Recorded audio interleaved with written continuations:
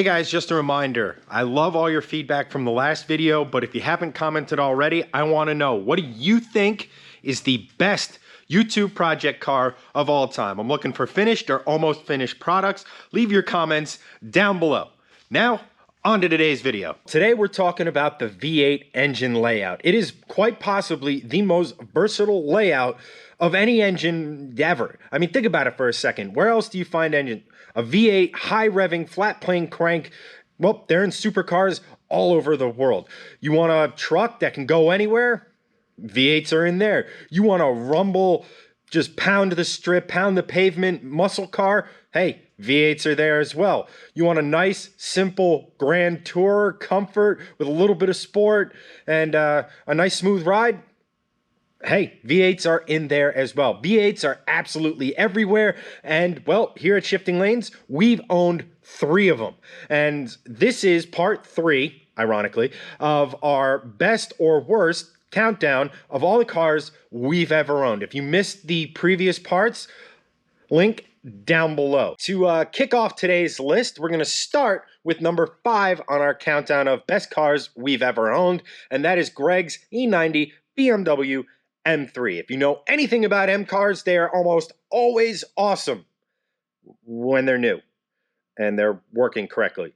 And Vanos, still likes to work. I'm not bitter at all about my E46. No.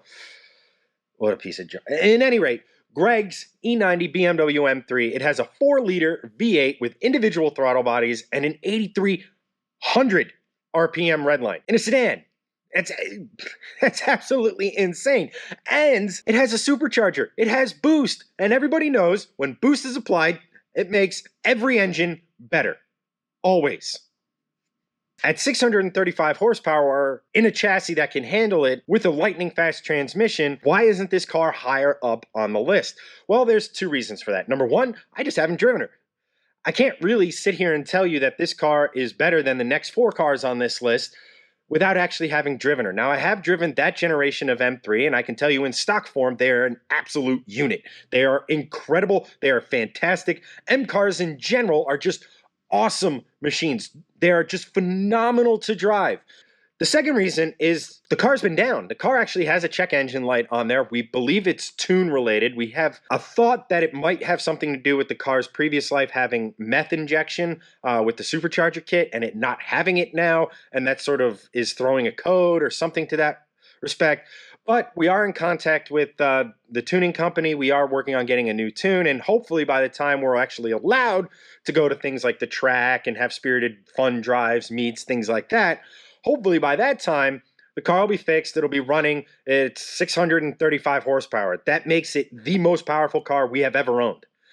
It should be an absolute rocket ship. It is, like I said, currently, for the time being, as of when I was filming this, the most powerful car we own. I say currently, I say right now, I say all of those things because of number 4, the next car on our list, and that is my 2015 Ford Mustang GT with the performance package.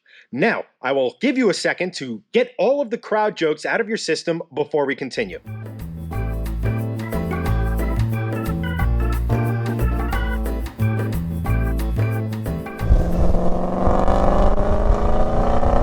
Got that out of your system? Fantastic. Now, my Mustang is a 2015. Like I said, it's a GT, which means 5.0 Coyote motor up front. It is a Gen 2 Coyote, which is awesome because those things can handle a ton of horsepower on stock parts. You don't have to open up the bottom end to make 700-800 horsepower, which is that is insane. That is like old school JDM 2J RB style of over engineering, which makes that V8 huge in potential, massive. And that is why Greg's title of most powerful car in the Shifting Lanes feat, or in the entirety that is the Shifting Lanes existence, is going to be short-lived. That Mustang is going to be making a ton of power. And like I said, it has the performance package. So even in stock trim, it is capable of making 12/8 quarter-mile passes. A 12-second car that doesn't break the bank that's insane. Now, there are other OEM factory cars that can go into the 11s, even the 10s and things like that. But they are way more expensive than the Mustang. The Mustang with the performance package is an absolute unit. If you buy a 2015 and above Ford Mustang and you don't get the performance package, you are literally, I hate to say it, but you are literally a moron, because you get a 373 rear end, which makes for quicker acceleration. You get upgraded suspension, I should say, which makes the car actually handle in the corners really well, in conjunction with that other new for 2015 feature in a Mustang, and that is independent rear suspension. So not only does this car go like a bat out of hell in a straight line, but when a corner presents itself, it goes round it. And I know the Cobra R had an IRS, but every other Mustang before the 2015, solid rear axle. Oh, and did I mention bigger brakes, 15-inch rotors up front, 15 with 6-pot calipers to help you take all that power, all that acceleration, and slow right the hell down. It's actually the same brake package that came on the previous generation Mustang's Shelby GT500. That should tell you just how serious this car is. It's faster around a track than the outgoing Boss 302. What more do you need to hear? It's got an engine that can handle a butt ton of horsepower. It's relatively economical. I mean, I got mine for under $25,000. And if you aren't bougie like me and don't need the premium package, you can get them for even less. If you're familiar with our channel, if you've been around for a while, you'll know there's only one other V8 we've owned, and you can probably guess by now what the number 3 car on the list of best shifting lanes cars. It is our Aston Martin V8 Vantage. Now, it's not the fastest car we've ever owned, it's not the most powerful car we've ever owned, but it is by a wide margin the most beautiful car we've ever owned. Aston Martins in general are just gorgeous machines. Now, ours had a 4.3 liter V8, not the bigger V8, and with a Fab Speed X pipe in there, it was only pushing about 400 horsepower to the crank. But there was just something about that car. It wasn't about going fast in that car, even though when you wanted to have a fun, spirited drive on a back road, it was more than up to a task. The X pipe made it sound epic, especially when you pull the fuse that leaves it in wide ass open mode all the time. Rev it, baby.